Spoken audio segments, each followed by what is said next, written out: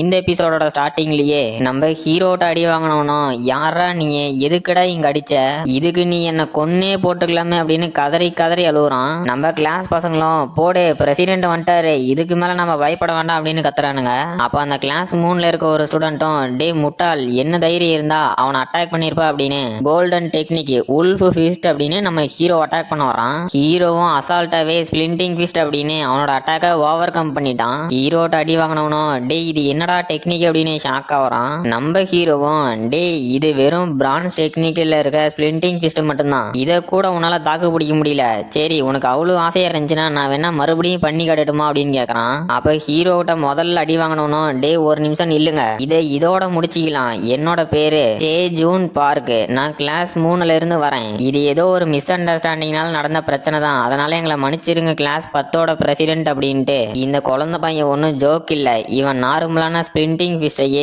இந்த அளவுக்கு பவர்ஃபுல்லா யூஸ் பண்றான் அப்படின்னா இவனோட கல்டிவேஷன் லெவல் ரொம்பவே அதிகமா தான் இருக்கும், அதனால இவனை விட்டு தள்ளி இருக்கிறது தான் எங்களுக்கு நல்லது அப்படிங்கிறான். ஹீரோவும் சரி ஓகே இதை இதோட முடிச்சுக்கலாம், ஆனா அதுக்கு முன்னாடி என் கிளாஸ் பசங்க கிட்ட நீங்க முட்டி போட்டு மன்னிப்பு கேட்கணும் அப்படிங்கிறான். அப்போ அந்த ரெண்டு பசங்களும் டே எங்களை பார்த்தா என்ன சப்ப மாதிரி தெரியுதா, உன்னையும் சும்மா விட மாட்டோம் உன் கிளாஸ் பசங்களையும் சும்மா விட மாட்டோம் அப்படின்னு சொல்லி முடிக்கல நம்ம ஹீரோவும் வாயிலேயே டைகர் ஃபீஸ்டை வச்சு அட்டாக் பண்ணிட்டான். இன்னொருத்தனும் நீ செத்தடா லூசர் அப்படின்னு நம்ம ஹீரோ பின்னாடி வந்து golden technique palm of thunder அப்படின்னு அட்டாக் பண்றான். நம்ம கிளாஸ் பசங்களும் பிரசிடென்ட் அப்படின்னு கத்துறானுங்க. ஹீரோவை அட்டாக் பண்ணணும் என்னோட தண்டர் டெக்னிக் தேர்ட் ஆர்டர் எவாலுடு பீஸ்டியே ஒரே ஸ்டைக்ல கொல்லக்கூடிய அளவுக்கு பவர்ஃபுல்லா இருக்கு, உன்னால இதுல இருந்து தப்பிக்கிறதுக்கு வாய்ப்பே இல்லை அப்படிங்கிறான். ஹீரோவும் என்னடா இது எனர்ஜி என்ன எதுவுமே பண்ணலையே அப்படின்னு பாக்குறான். அப்ப அந்த சிஸ்டத்துல இருந்தோம் இந்த எனர்ஜியை நீங்க டிவோர் பண்ணி எக்ஸ்பீரியன்ஸா கன்வெர்ட் பண்றீங்களான்னு கேக்குது. ஹீரோவும் சரி ஆரம்பிச்சு விடு அப்படிங்கிறான். அந்த சிஸ்டமும் அந்த எனர்ஜில இருந்து ஒரு 1000 எக்ஸ்பீரியன்ஸை நம்ம ஹீரோவுக்கு கெயின் பண்ணிட்டு இதுக்கு மேல இந்த எனர்ஜில இருந்து உங்களால எக்ஸ்பீரியன்ஸை கெயின் பண்ண முடியாது, ஏன்னா எனிமியோட அட்டாக் ரொம்பவே வீக்கா இருக்கு அப்படிங்குது.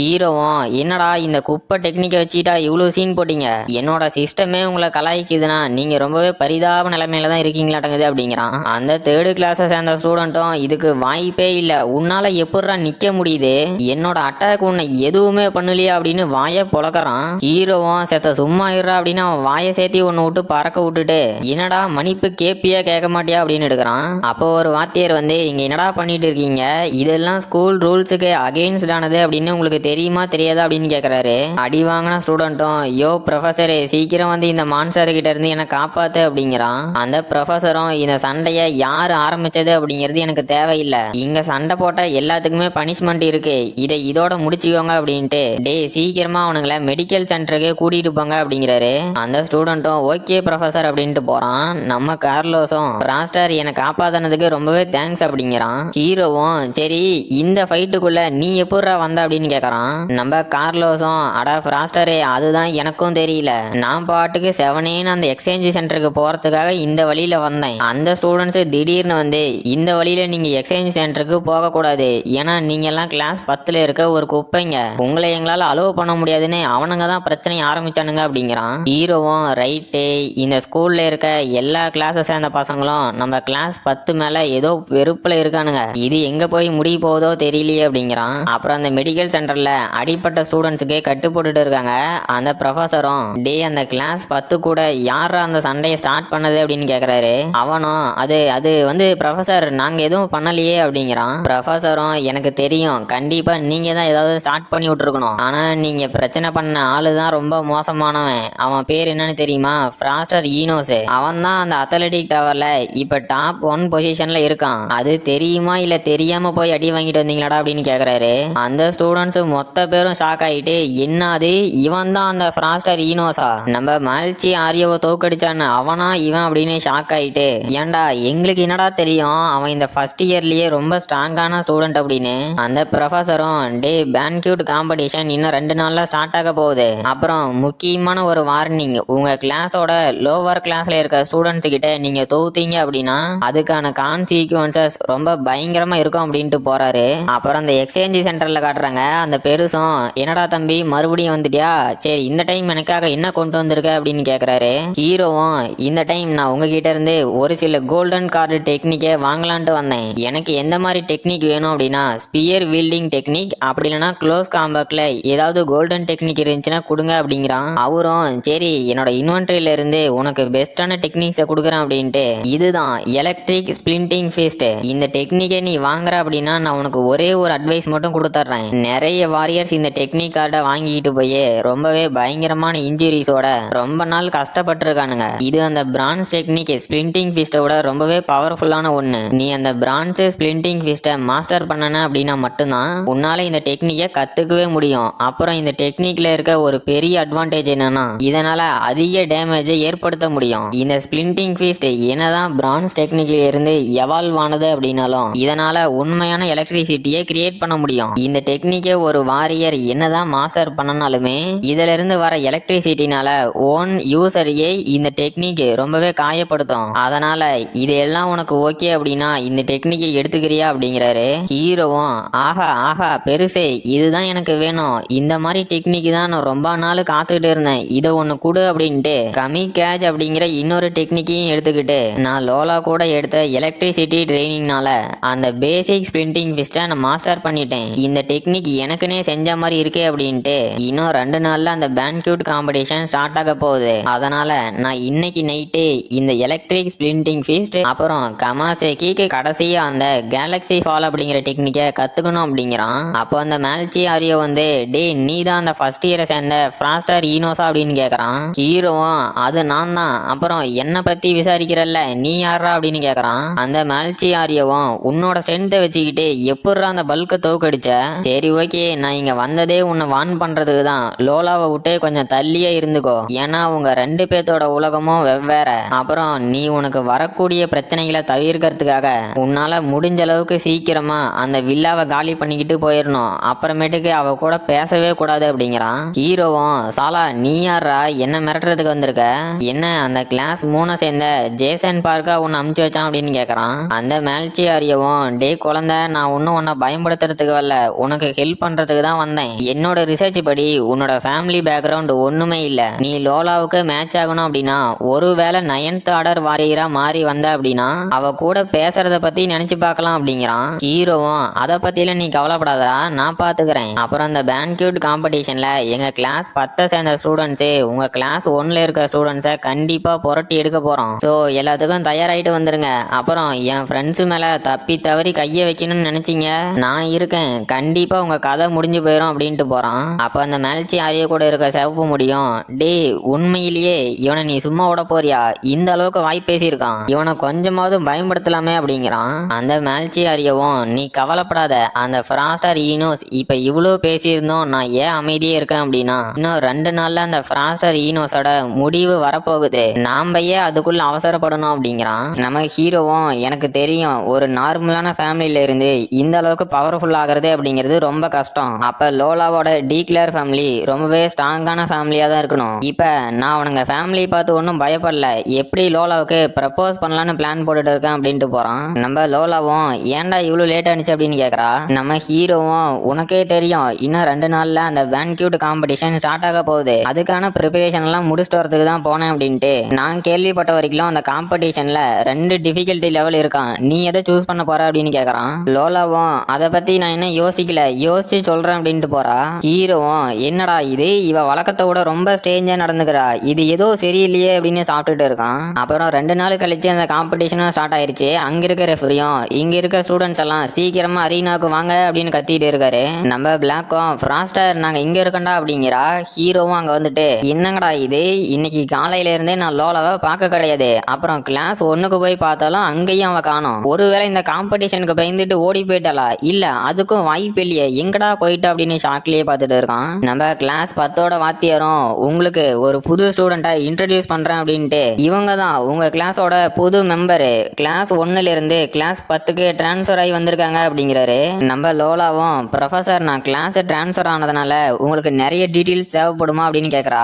அவரும் அதெல்லாம் நான் பாத்துக்கிறேன் அப்படின்ட்டு அப்புறம் பசங்களா உங்க புது ஸ்டூடெண்ட் இல்ல உங்க புது ஃப்ரெண்டு லோலாவை நல்லபடியா பாத்துவாங்க அப்படிங்கிறாரு. அங்க இருக்கவனுங்களும் என்னது டீக்ளேர் ஃபேமிலியை சேர்ந்த லோலாவா அப்படின்னு ஷாக் ஆகுறானுங்க.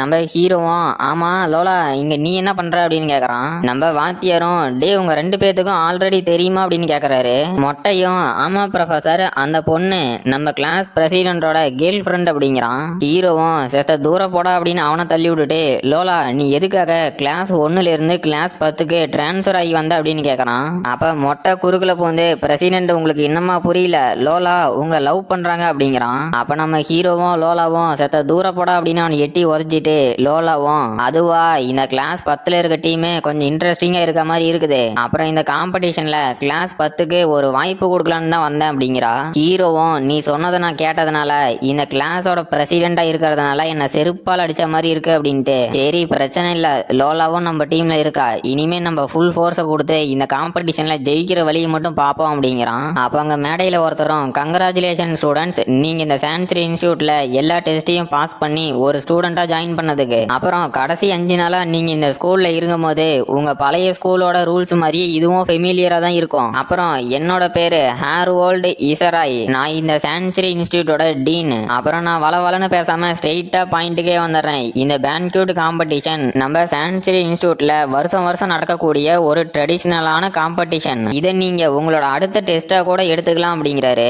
ஹீரோவும் என்னது இசராய் நான் சொன்னாரு, அப்ப அந்த கிரேட் ஸ்பியர்ஸ்மேனான ஈனோ இசராய்க்கு இவர் ஏதோ சம்பந்தப்பட்டிருப்பாரு போல. அப்புறம் நான் அவரை விட்டு இவ்வளவு தூரம் தள்ளி இருந்தாலும் அவர்கிட்ட இருந்து வர எனர்ஜி ரொம்பவே டெரிஃபையிங்கா இருக்கு, கண்டிப்பா அவர் 9th ஆர்டர் வாரியருக்கு மேலதான் இருக்கணும் அப்படிங்கிறான். அப்போ அந்த டீனோ சரி எல்லாரும் இந்த ஸ்கிரீனை பாருங்க, இந்த டெஸ்ட் நடக்கக்கூடிய 2 ரீஜியன் இதுதான், இதுல ஏதோ ஒரு ரீஜியனை நீங்க சூஸ் பண்ணிக்கலாம். அப்புறம் இந்த போட்டியோட முடிவுல எந்த கிளாஸ் அதிகமான அல்ட்ரா கிறிஸ்டலை கலெக்ட் பண்றீங்களோ அவங்க தான் வின்னரு. அப்புறம் வின்னருக்கு அடிஷனல் பாயிண்ட்டும் வழங்கப்படும். அது மட்டும் இல்லாம வின் பண்ணக்கூடிய கிளாஸுக்கு எக்ஸ்க்ளூசிவான ஒரு டெக்னிக் கார்டு கிடைக்கும், அது இந்த மார்க்கெட்ல எங்கேயுமே கிடைக்காது. சரி உங்களோட ஃபர்ஸ்ட் ரீஜன் என்னன்னா இந்த எம்ரால்டு ஃபாரஸ்ட், இது லொகேட் ஆயிருக்கிறது நம்ம கேம்பஸ்ல இருந்து சவுத் சைடு. இந்த இடத்துல இருக்கக்கூடிய எவாலுடைய பீஸ்ட் உங்க லெவலுக்கு கம்மியாவோ இல்ல உங்க லெவலுக்கு ஈக்குவலா தான் இருக்கும், இதோட ரிஸ்க் லெவல் ரொம்பவே கம்மி. அப்புறம் 2வது ரீஜன் நம்ம கேம்பஸ் விட்டு நார்த் சைடுல லொகேட் ஆயிருக்கு,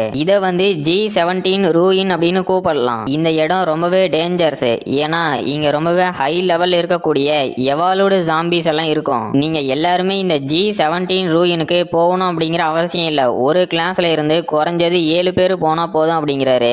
நம்ம கெர்லோஸும் என்னது G17 ரூயினா, அங்க போனா நம்ம கண்டிப்பா செத்து போயிருவோம்டா அப்படிங்கிறான். ஹீரோவும் அந்த இடத்த பத்தி உனக்கு தெரியுமான்னு கேக்குறான். அந்த கெர்லோஸும் ஆமா எனக்கு தெரியும், இந்த இடத்துல இருந்துதான் அந்த எக்ஸ் வைரஸ் இந்த உலகம் ஃபுல்லா பரவ ஆரம்பிச்சிச்சு. அப்புறம் அந்த ஜாம்பிஸ் அழிக்கிறதுக்காக ஒரு எலைட் வாரியர்ஸ் டீம் அனுப்பப்பட்டாங்க, ஆனா அவங்க எல்லாருமே கடைசியில செத்துட்டாங்க. இந்த G70 ரூயின்ல இருக்கக்கூடிய எவலோட பீஸ்டோட லெவல் வந்து 4th ஆர்டர்ல இருந்து 7th ஆர்டர் வரைக்கும் இருக்கலாம் அப்படிங்கிறான். அப்ப அங்க இருக்க பசங்களும் என்னது 7th ஆர்டர் எவலோட பீஸ்டா அப்படின்னு ஷாக் ஆகுறானுங்க.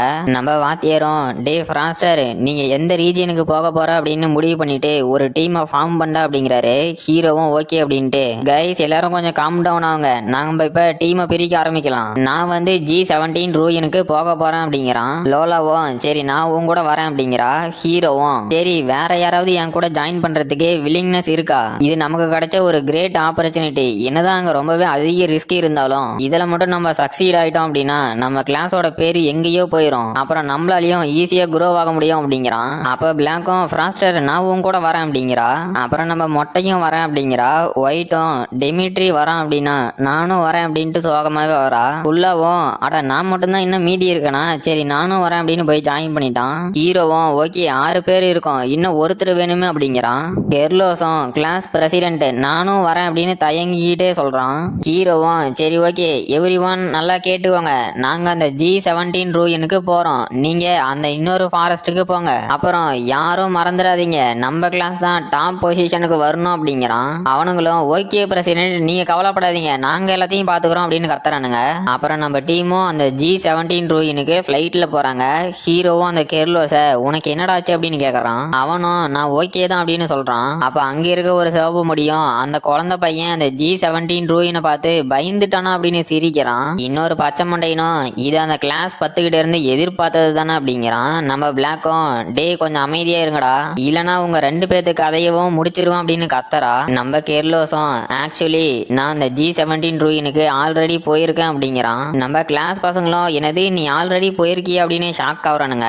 கெர்லோஸும் ஆமா எல்லாமே என்னோட தப்பு தான், ஏன்னா நான் ஒரு ஷார்ட் டெம்பர் அப்படிங்கிறதுனால ஸ்கூல்ல பசங்க முன்னாடி கெத்து கட்டணும் அப்படின்னு ஒரு பெட்டு கட்டிக்கிட்டு என்னோட ஃப்ரெண்ட்ஸை கூட்டிட்டு அந்த G17 ரூயினுக்கு நாங்க போயிருந்தோம், ஆனா அந்த ரூயினுக்குள்ள காலை எடுத்து வச்ச 5வது நிமிஷம் தான் உண்மையான பயம் அப்படின்னா எங்களுக்கு என்னன்னு தெரிஞ்சிச்சு. நானும் அன்னைக்கு தான் உண்மையான மியூட்டன்ட் பீஸ்ட் அப்படின்னா என்னன்னு தெரிஞ்சுக்கிட்டேன். அதுங்களும் என்னோட ஃப்ரெண்ட்ஸ் எல்லாத்தையும் அட்டாக் பண்ணிருச்சு. நான் ஒருத்த மட்டும்தான் அங்கிருந்து தப்பிச்சு வந்தேன் அப்படிங்கிறான். ஹீரோவும் அப்படின்னா உன்னோட ஃப்ரெண்ட்ஸ் எல்லாம் அந்த எக்ஸ் வைரஸ்னால அஃபெக்ட் ஆயிட்டாங்களா அப்படின்னு கேக்குறான். கெர்லோஸும் ஆமா அந்த எக்ஸ் வைரஸால அஃபெக்ட் ஆகி கரெக்டா 24 மணி நேரத்துல அவங்களும் ஒரு ஜாம்பியா மாறிட்டாங்க அப்படிங்கிறான்.